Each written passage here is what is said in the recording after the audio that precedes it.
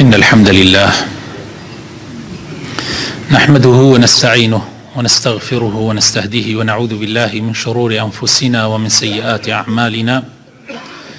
من يهده الله فلا مضل له ومن يضلل فلا هادي له، وأشهد أن لا إله إلا الله وحده لا شريك له، وأشهد أن محمدا عبده ورسوله.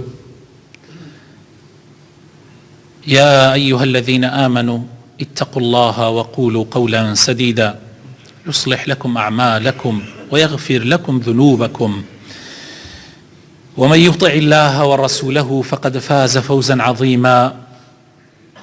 أما بعد، فإن أصدق الكلام كتاب الله، وخير الهدي هدي محمد صلى الله عليه وسلم، وشر الأمور محدثاتها، وكل محدثة بدعة، وكل بدعة ضلالة، وكل ضلالة في النار. إيمان داراني خۆشەویست مسلمانە بەڕێزەکان، ڕۆژێکیان شەیطان ئەگا بە یەحیای کوڕی زەکەریا، لە بینیانە حیوارێک ڕۆدا، یەکێک لەو پرسیارانەی کە یەحیا عەلەیهی سەلام لە شەیطان ئەیکا، ئەڵێ مرۆڤەکان لە لای ئێوە چەند بەشن؟ شەیطان ئەڵێ مرۆڤەکان لە لای ئێمە سێ بەشن. بەشێکیان مەیئوس بووینە لێیان، یعنی هیچ دەسڵاتێکمان بەسەریانە نەماوە، ئەوانەی وەکو ئێوەن، پێغەمبەران، ڕاستگۆیان، شەهیدان، پیاوچاکان. بەشێکی تریشیان وەکو تۆپی دەستی مناڵەکانتان یاریان پێەکەین، وەکو تۆپی دەستی مناڵەکانتان یاریان پێەکەین. بەشێکی تریشیان زۆر ماندوویان کردوین، کۆمەڵێکن، ینی بە هەوڵێکی زۆر گوناحیان پێەکەین، بەڵام یەکسەر تۆباکەن.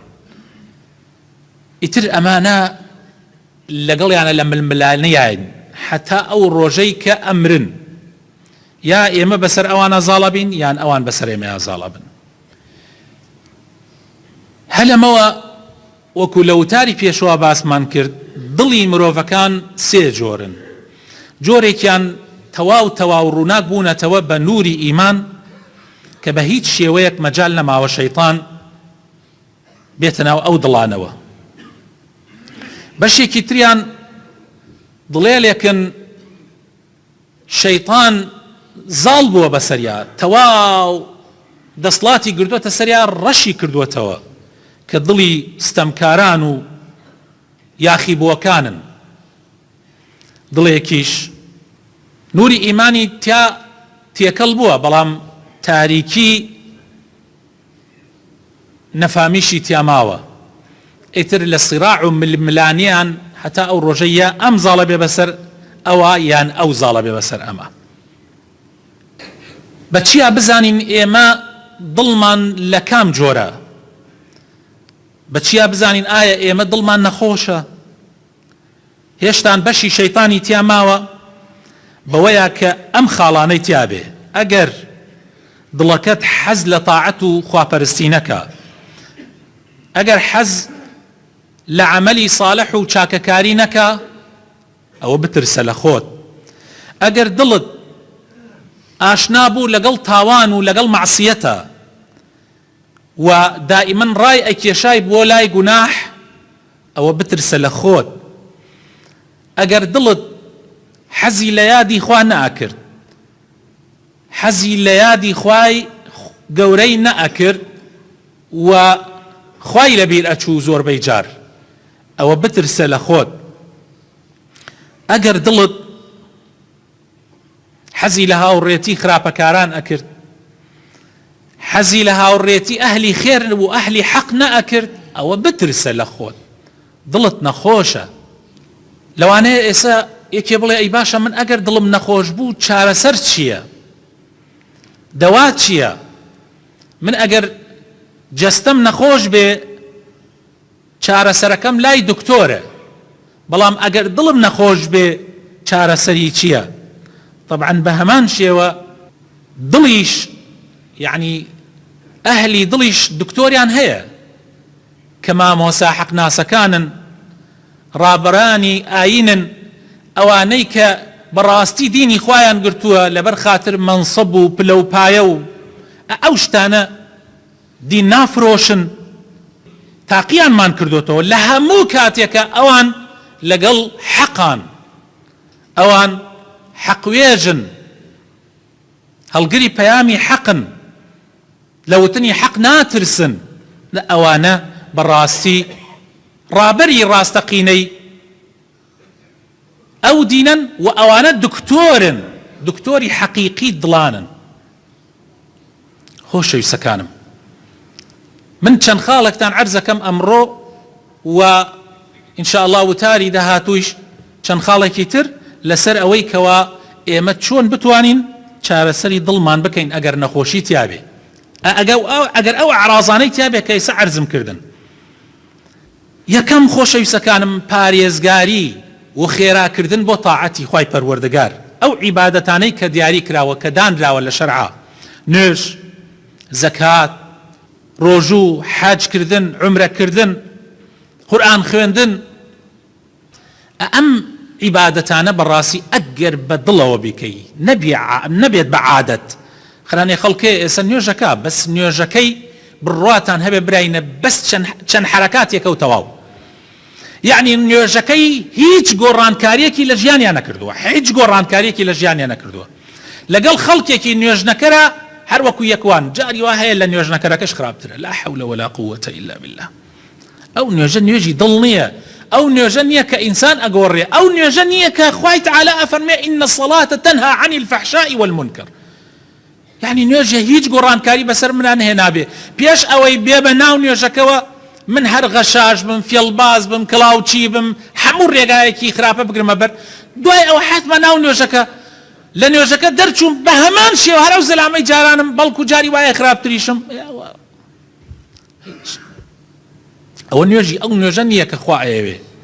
هەروەها زەکات، خێرکردن، کابرا کە خێرەکە زەکاتەکە ناپرسێتەوە بۆی کێیە و چۆرە و چییە، خێرەکە ئەو زەکاتەکە هەر جاری وهەیە داتە دەست کەسانێکەوە بیگەێنن ئەسڵەن بۆ ئەوەی ناوی ئەو نەبرێ، نە منەتی تیاکە، نا ئازاری بەرامبەر ئەدا. زەکاتی ئیمانداری ڕاستەقینە ئاوایە، لە دڵەوە دەرئەچێ، نەک تەنها ڕیایی. ڕۆژێکیان لە شوێنێکا بووین، سەرەتای مامۆسای مەلایەتیم بوو، هەشتا تقریباً نەوەتەکان بوو، پیاوێک ناودار ئەم شارە کە ئێستا وفاتی کردووە، داواکارین لە خوای پەروەردگار خوا عافیکە، خۆی بە ڕئیس عەشەرەت و دەمسپی ئەزانی. هەر لەناو ئەو جەماعەتە وتیەوە مەلاگیان بۆ لای نەخۆشیە چوین، ئەویش لێ بوو، مەلاگیان ئەوە تو زەکات و شتت پێویست نییە. لەناو ئازەلام تقریباً نزیکە 40 زەلام دانیشتو بوون. سبحان الله. ئەیوتم مامەگیان ئەگەر من زەکاتیشم پێویست بێ بەم شێوە زەکاتە دەی تۆ؟ حەیای من ئەبەی ئەمجا زەکاتەکەم پێ دەی؟ ئاوا زەکاتە دەنە خەڵک، ئاوا زەکاتە دەنە فەقیر و هەژاران، بۆ ئەوەی خەڵک بڵێ ئەمە زەکاتەدا.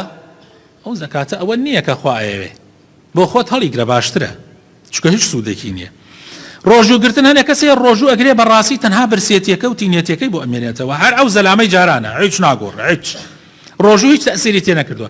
هەنێک کەسەیە ئەڕوا بۆ حاج، ئەڕوا بۆ عومرە، وەڵڵاهی براینە خەڵک ئەناسم بە هەر ڕێگایەک لە ڕێگاکان بێ مەلایە، هەموو ڕێگایەک ئەگرێتە بەر بەس بچێ حەج بکە، کەش ساڵێ، وەڵڵا هەموو ڕێگایەک ئەگرێتە بەر، خۆ نەک لەبەرەوەی عەشقی ماڵی خوا بووە، چونکە تو یەک جار حەج فەرزە لەسەرت، نا لەبەر ئەوەی ئەچوو بۆ ئەوەی حەج بۆ یەکێکی تر بکات، چونکە حەجی خۆی کردووە، حەج بۆ یەکێک تر کا بڕێ پارەی دەستکەوێت.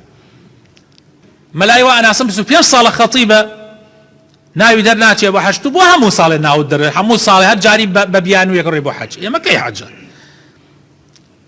یا دێتەوە حەجەکە، دوای ئەوەی لێ دێتەوە لە حەجەکە خۆزگایە حەجی نەکردایە، حەجەکە ئەبێتە وەسیلەیەک بۆ ئەوەی کەوا خەڵکی پێ بخەڵەتێنێ، بۆ ئەوەی کەوا بیکاتە ناوێک فڵان کۆمپانیایەکی هەیە، مەسەن شەریکەیەکی هەیە، مەعمەلێکی هەیە، ناوی حاجی فڵانی لێنا بۆ خەڵەتاندنی خەڵکی، بۆ خەڵک بە کەلیمەی حاجەکە بخەڵەتێن. ئەو کەسەی کە ئەگەر بۆ خوا بیکە حەزەکە خەڵک پێی نەڵێ حاجی. کاتی قورئان خوێنێ، قورئان خوێندنەکەی پێوە دیارە، ئاساری قورئان خوێندنەکەی پێوە دیارە. خوای تعالی لە قورئانی پیرۆزە ئەمانەمان لە زۆر شوێنە بۆ باسەکات. خوای تعالی دەربارەی زەکات ئەفەرمێ خذ من أموالهم، ئەی محەممەد صلی الله عليه وسلم زەکاتیان لێ وەرگرە، خذ من أموالهم صدقة تطهرهم وتزكيهم بها، پاکیان کاتەوە، بیان گۆڕێ بخل و چروکی و پیسکەی و ئەمانە لە ناو دڵیانە نێڵێ بیان کە بە ئینسانێکی تر بەزەیی و ڕەحمەت و سواز بخاتە ناو دڵیانەوە بەرامبەر بە فەقیران و هەژاران. دەربارەی ڕۆژوە فەرمێ یا ئەیها الذین آمنوا كتب عليكم الصيام كما كتب على الذين من قبلكم لعلكم تتقون. يعني الرجوع خوای تعالی نووسێتی لەسەرتان و لەسەر قەومەکانی پێشەوەش نووسێتی تاوەکو لە خوا بترسن. خوای تعالی دەربارەی حەجیش ئەفەرمێ ذلك ومن يعظم شعائر الله فإنها من تقوى القلوب. هەر کەسێک دروشمەکانی خوا بە گەورە بزانێ و جێبەجێی بکە ئەوە دلیلی ئەوەیە کە تەقوا لە ناو دڵیا هەیە. ئەگەر تەقوا نەبوو معنای وایە تۆ دروشمەکانی خوات بە گەورە نەزانیوە. قرآن خوێندن خوای تعالی ئەفەرمێ ئەفەلا يتدبرون القرآن أم على قلوب أقفالها. يعني ئایا ئەمانە کاتی قورئانە خوێندنەوە لێی تێ ناگەن تەدەبوری ناکەن بە جوانی لێی تێ ناگەن یا ئەوەتانێ دڵیان قفڵی لێ دراوە قورئانەکە خوێنێ بەس قفڵ لە دڵی دراوە هیچ تەعسیری تێ ناکە قورئانە خوێنێ خوام کردە گشت ڕۆژە ختمەیەکەکە خوام کردە هەموو ڕۆژە ختمەیەکەکە ئەو کلیل دراوە لە دڵی چی قیمەتێکی ناڕواتە ناو دڵۆ. لە باسی ئەوانەی کە خەوارج کۆمەڵە خەڵک بوون خەوارج هەڵگەڕیانەوە لە ئیمامی عەلی پێغەمبەری خوا صلی الله علیه وسلم پێشە باسییانەکە فەرمێ کۆمەڵی خەڵک دێن لە ئومەتەکەم قورئان ئەخوێنن لە قوڕگیان ناچێتە خوارەوە لە بان سەریان بەرز نابێتەوە شەو نوێژیەکەن تا بەیانی توێڵیان تۆکی ڕۆیشتووە ئەوەنە شەو نوێژیەکەن بەڵام هیچ سوودێکی نییە. حتا ناوێکیان لێ ئەنا زۆر عەجیبە پێغەمبەری خوا صلی الله علیه وسلم ئەفەرمێ ئەوانە سەگی ئاگری جەهەنەمن لە نوێژە لە ئێمە تونترن لە عیبادەتە لێم بەڵام تەئسیری لە دڵیان نەکردووە وای پێیان نەکردووە تاعەتی خوا بکەن بە جوانی دین بەکار دێنن بۆ هەندێ مەساڵحی خۆیان جاری وا هەیە بۆ پلەپایە و مەنسەب و ئەو شتانە بۆیە ئەوانە سوودێکی نییە ئەو دینداریەکە ئیکەن. داواکارم لە خوای پەروەردگار بخاتن ناوە جوانەکانی خۆی دڵمان دامەزراو کە لە سەر دینداریەتی لەسەر ئیسلامەتی خوای ئەومان پێ بکەی ئەو عیبادەت و تاعەتانەی کە ئەنجام دەین بەو شێوە بێ کە تۆ پێ ڕازیت گۆڕانکاری لە گیانمانە دروست بکە. یا ڕەبی خوایە بخاتن ناوە جوانەکانی خۆت بارانی ڕەحمەتمان بەسەرا ببارێنە. یا ڕەبی خوایە خۆشی و هەرزانی لە وڵاتە بەرقرار بکە دوورمان خەرەوە لە گرانی و لە قات و قڕی یا ڕەب العالەمین. یا ڕەبی شیفای نەخۆشەکانمان بدە ڕەحم بە مردوەکانمان بکە یا ڕەب العالەمین. یا ڕەبی خوایە هەر کەسێک محتاجە و احتیاجیەکێ چاوەڕوان نایسە من دوعا بکەم و تا بە دڵ بڵێ ئامین. یا ڕەبی خوایە بخاتن ناوە جوانەکانی خۆت دوعاکانمان قبول بکە و احتیاجی ئەو بەڕێزانە بەجێبێنە خوایە هەر احتیاجێکیان هەیە خێری دین و دنیای تێخەو بۆیان و ئەنجامی بدە یا ڕەب العالەمین بۆیان. یا ڕەبی خوایە بخاتن ناوە جوانەکانی خۆت کوردستان لە بەڵام موسیبەت بە دوور بگرە کاربەدەستانی ساڵح و دادپەروەر بکە یا ڕەب العالەمین. آمین آمین. آمين آمين. الحمد لله رب العالمين والصلاة والسلام على رسول الله الأمين وعلى آله وصحابته أجمعين. يا أيها الذين آمنوا اتقوا الله ولتنظر نفس ما قدمت لغد واتقوا الله إن الله خبير بما تعملون. خوشي سكانم خاڵێکی تر لەو خاڵانەی کە دڵ ئەگۆڕێ و چاکێکە نەخۆشی تیا دەرئەکا نیفاق و دوڕوویی لەناو ئەو دڵە دەرەکا زۆر زکرکردنی خوایە. خوای تعالی فەرمێ إنما المؤمنون الذين إذا ذكر الله وجلت قلوبهم وإذا تليت عليهم آياته زادتهم إيمانا وعلى ربهم يتوكلون.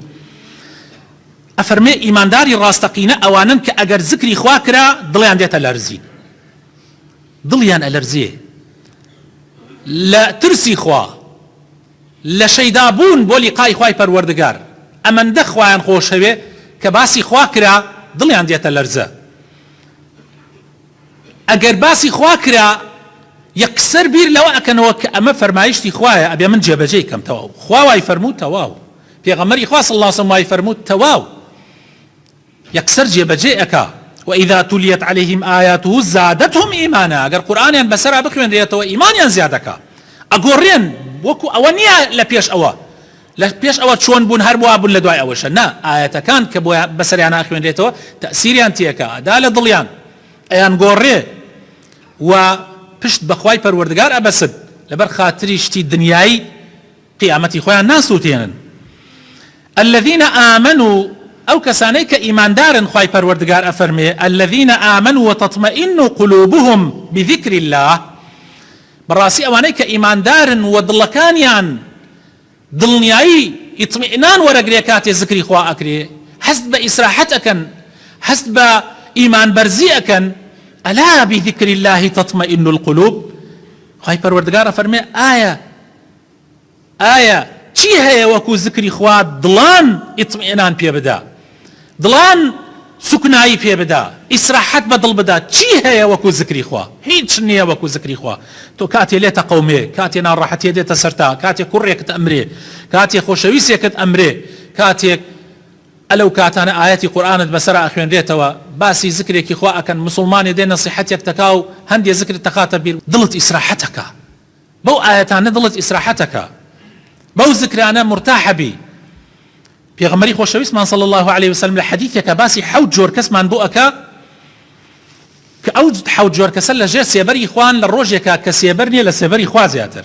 حەوت جۆر کەسن خۆشەویستەکانم هەموو ئەمانە پەیوەندیان بە دڵەوە هەیە. تەماشاکەن. ئەفەرمێ یەکەمیان پاشایەکی دادپەروەر لەخوا ئەترسێ، لە ناو دڵەوە لەخوا ئەترسێ، بۆیە زوڵم ناکە، گەندەڵی ناکات، دادپەروەرە، عدالت جێبەجێەکە لە ناو خەڵکە، فەرقی بەینی مناڵەکەی خۆی و خەڵکی تر ناکە. کاتی ئەبینێ خەڵک نیەتی و برسێتی و حاڵیان خراپە و ماڵ و مناڵی خەڵک نەخۆشەکەون و سەرمایان ئەبێ و چیان ئەبێ چەند بەزەی بە خەڵکا دێتەوە، سۆزی ئەجوولێ. دادپەروەرە ئەمە یەکەم کەسە لەژێر سێبەری خوا لە ڕۆژی قیامەتە کە سێبەر نییە لە سێبەری خوا زیاتر. دووهەم گەنجێکە لە تاعەتی خوای پەروەردگارە پێگەیشتووە، یعنی ئەم گەنجە هەر لە مناڵیەوە لەخوا ئەترسێ، هەر لە گەنجێتیەوە لەخوا ئەترسێ، خۆشەویستی خوا، محەبەتی خوا لە ناو دڵیان چەسپاوە، بۆیە گەنجێتیەکەی بە خواپەرستی ئەباتە سەر.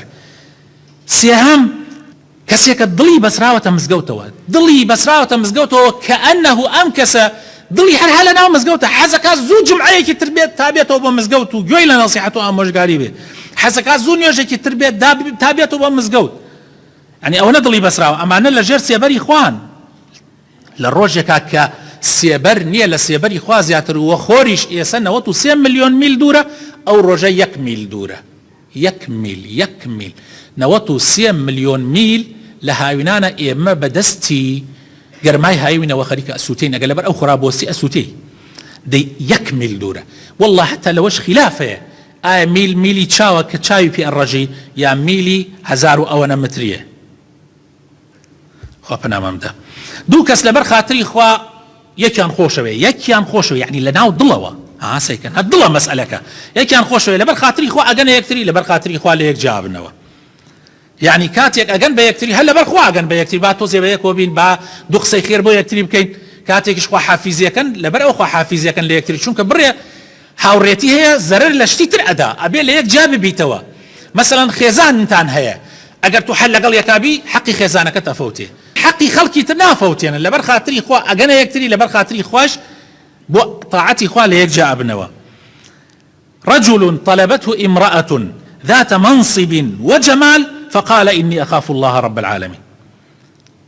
ئافرەتێکی جوان خاوەن پلەپایە، یعنی جوانە سەرنجت ڕاکێش، پلەپایە هەیە ترست نییە گوناحشی لەگەڵا بکەیت، چونکە ئەو دەسڵاتی هەیە، داوای گوناحت خۆی داوات لێەکە.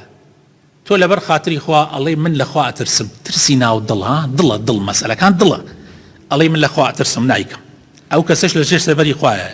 رجل تصدق بصدقة فأخفاها حتى لا تعلم شماله ما تنفق يمينه. کەسێکە خێرەکە، خێر ئەمە خێرکردنە، خێرەکەکە بە شێوەیەک کە ئیدا بە فەقیر و هەژار، دەستی ڕاستی کە ئیبەخشیە دەستی چەپی پێی نازانێ، یعنی ئەمەنە بە سڕی ئەیدا، ئەوە نەبە نهێنی، ئەو نەخۆشەیان ئەو نقصان و کەم ئەندام و یان کەسێکی فەقیر و هەژارە ناشکێنێتەوە، بە شێوەیەک ئەیداتە دەسی منەتی تیانە، بۆ ڕیا نایکە، ئەوش لە ژێر سەبەری خوایە. لە ڕۆژێکا کە سێبەر نییە لە سێبەری خوا زیاتر، ئاخرەکەشیان گوێ بگرن. وذكر الله خاليا، تەنها یادی خوا ئیکا بە گریانەوە، تەنها یادی خوا، تەنها باسی خوا ئەکرێ، ئەم گریانە ئیگرێ لە ترسی خوا یان لە خۆشەویستی و شەیدابوون بۆ لیقای خوای پەروەردگار. ئیتر لەبەر شتتر نا ئیسە تۆ ئێمە جاری وایە وتارێکە دە من باسی باوکەکەم یان باسی دایکەکەم تو دایکت مردووە یان باوکت مردووە یەکسەر گریان ئەتگرێ و فرمێسک بە چاوتە دەدەخوارەوە ئەمە ئەوە نییە ئەو گریانەیە کە لە بەس خوا ذەکەر الله خالیەن بەس ذکری خوا ئەتگرێنێ بۆیە ذکر زۆر زۆر مهمە چۆن خواردن ئیسە هەمومان برسیمانە کە ئەچینەوە پێویستمان بە خواردنە جەستەمان پێویستی بە خواردن هەیە بە خواردنەوە هەیە ئەگەر پێی نەدەین جەستەمان تەحمل ناکە عینەن ڕوحی ئینسانیش پێویستی بە ذکرە ذکر خۆراکی ڕوحی ئینسانە ئەگەر ذکر نەکا ئەو ڕوحە ئەمرێ نمونەی ئەو کەسە کە ذکرەکا و نمونەی ئەو کەسەش کە ذکر ناکە پێغەمبەر فەرمێ صلی الله عليه وسلم وەکو نمونەی مردوو زیندووانە ئەوەی ذکرەکە زیندووە ئەوەی ذکر ناکە مردووە هەندێک لە زانایان وتویانە ذکر بۆ دڵی ئینسان وەکو ئاوایە بۆ ماسی وەکو ئاوایە بۆ ماسی کام ماسی ئەتوانێ بەبێ ئاو بژێ ذکریش دڵی ئینسانیش بەبێ ذکر ناتوانێ بژێ ئەگەر دڵێک لە ذکری خوا دوورت خستۆ ئەو دڵە مردووە خەڵکێ زۆر ئەمڕۆ دڵی مردووە خەڵکێ زۆر دڵی مردووە کابرا بەبەر چاوێەوە خەڵک ئەمرێ لە برسە لەسەرمە ئەمرێ خەڵک ئەکوژرێ هەموو قەتڵ و عام ئەکرێ بۆ نمونە ئێستا وەی کە ئەیبینین لە دنیایە ڕۆدا قەتڵ و عامی ملەتێک ئەکرێ سەیرەکەی کە ئەدناوە هیچ ڕۆی نەداوە دڵی چرکەش ناکات لا حول ولا قوة إلا بالله ئەو دڵە مردیە بەڕاستی ئیمامی ئەحمەد کۆتایی وتارەکەمان ئیمامی ئەحمەد پرسیار لە پیاوێکەکە یەکێکە لە پیاوچاکان ناوی شەیبانی ڕاعیە پرسیاری لێکە طبعا شەیبانی ڕاعی نەخوێنەوار بوو و نەزانن دینداری بەچی خوێنەوارەکانە نەخوێنەوارە جاری وایە نەخوێنەوارێک زۆر زۆر خواناسە و لە خوا ترسە پرسیاری لە شەیبانی ڕاعیەکە ئیمامی ئەحمەد کەوتمان ئیمامی ئەحمەد یعنی لە دوای سەحابەکانی پێغەمبەری خوا صلی الله عليه وسلم ئیسلام چوار ئەستێرە هەیە یەکیان ئەحمەدە ئەحمەدی کوڕی حەنبەل پرسیار لە شەیبانی ڕاعیەکە ئەڵێ شەیبان کابرایەک ئەگەر لە پێنج فەرزەی نوێژەکانە ئەگەر لە بیری زانیەتی نوێژێکی نەکردووە یعنی زەلامێک دێنن نوێژی بەیانی نیمەڕۆ عەسر مەغریب عیشا نوێژێکی نەکردووە بەڵام نازانێ کامیانی نەکردووە ئەمە حکمی چییە چی بکات باشە فەرمووی ئەحمەد ئەو کەسە لە ذکری خوا غافڵە ئەو ئەبێ ئەدەب بدرێ بۆی جارێکی تر غافڵ و بێئاگا نەبێ لە ذکری خوا چۆن ئەبێ نوێژێکت لەبیر بچێت ئەڵێ ئیمامی ئەحمەد لە ترسا لەرزی لێ هات و بێهۆش کەوت چۆن ئەبێ ئینسانی ئیماندار ئەبێ نوێژی لەبیر بچێت پێغەمبەری خوا ئەفەرمێ کەسێ نوێژی عەسری بڕوە لەبەر خاتر پارە و پول و ئەمان وەکەوە وایە ماڵ و مناڵەکەی هەمووی لەدەست دابێ یعنی نوێژەکەت بڕوە ئەوە باشترە بێی تۆ خەبەر بدرێ بێتە ماڵەکەت یەک پارچە ڕمیاوە من مناڵەکان تا ماڵەکەتیش تیات و مناڵەکانتیش هەمووی مردن لەوە باشترە نوێژی عەسرت بڕوە لەبەر خاتر مەسلحەت و پارە